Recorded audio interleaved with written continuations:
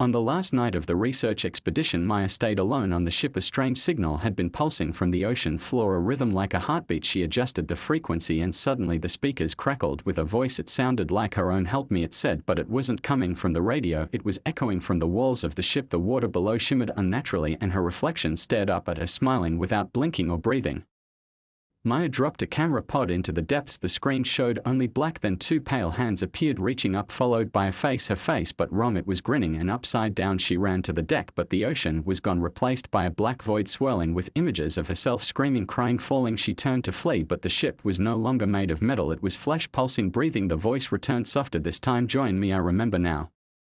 She fell through the floor into water that wasn't water. It was memory, living memory. Voices surrounded her, not hers but hundreds of versions of her, each one pulled under, each one answering the signal above the sea. Her body stood, eyes black, mouth open. She had become the signal, not a person, not a voice, but a hunger that waits in the dark, calling out in familiar words to anyone who dares to listen.